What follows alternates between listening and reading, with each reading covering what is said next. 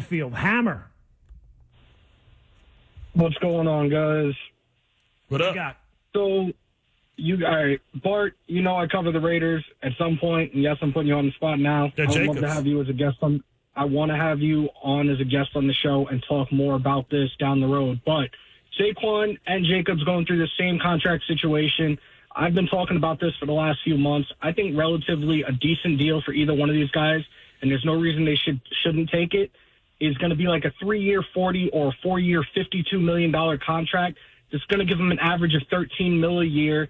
We're not going to see any running back exceed what Christian McCaffrey is getting. This season, he's due $19.5 million. Like, no running back is getting anything more than $13 million on average moving forward. The collective bargaining agreement doesn't start back up again until March of 2030. These guys have to figure something out soon. Like, we want Jacobs here in Vegas, that is, and I know you guys want Saquon. Both of these organizations need to get their star running backs locked in and get this done within the next few days. You know what the real test is going to be? The person that we're going to have, I believe, the real test with to see, like, how diminished the value of running backs are. It's going to be Najee Harris because he's not a guy that catches the ball well, and the Steelers run him into the ground. So it's going to be interesting to see what happens with him because he's 24 years old. Saquon's 25. Jacobs 24. And you look at, 25. Okay, he turned 25. Hold up, Jacobs 25 now. Okay, so he had a birthday. All right, so Jacobs is 25 as well. You look at what's been going on. Derrick Henry is the only person that they kind of really still show love to. But you look at what he rushed for last year. Jacobs 1,600 yards rushing.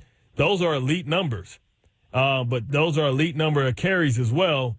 And it's the law of diminishing returns. And Saquon. I also think there's something that needs to be taken into consideration that it doesn't seem that many people are talking about right now. If you look at Christian McCaffrey's style compared to guys of Saquon and Josh Jacobs, like those guys are downhill bulldozer running backs. Christian McCaffrey is so versatile. He's a really good swing back. He's a guy that could be plugged into the slot position if need be.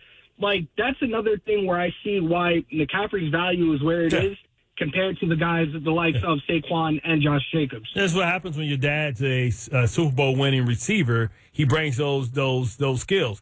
I mean, the last person kind of out of that thing is Alvin Kamara. Alvin Kamara, they tried to move Alvin Kamara last year. So that's the thing, right? And the problem is, and what they're always going to have a problem with, is the fact that last year Kenneth Walker gave you 1,000 yards. He wasn't the feature back. He got hurt. Damon Pierce gave you almost 1,000 yards. He wasn't a feature back, right? Tyler Algier gave you 1,000 yards. He wasn't a feature back. Ramondre Stevenson gave you 1,000 yards. He wasn't he was a feature back, but he shared a lot of time. That's the problem, that you got these young bucks coming in year one, and they're and Breece Hall would have won Rookie of the Year and probably would have rushed. Like he would have won Rookie of the Year before Garrett Wilson, and he would have probably gave you 1,300 yards. He was averaging 6 yards a carry and putting in work on everybody. That's the issue. 1-800-919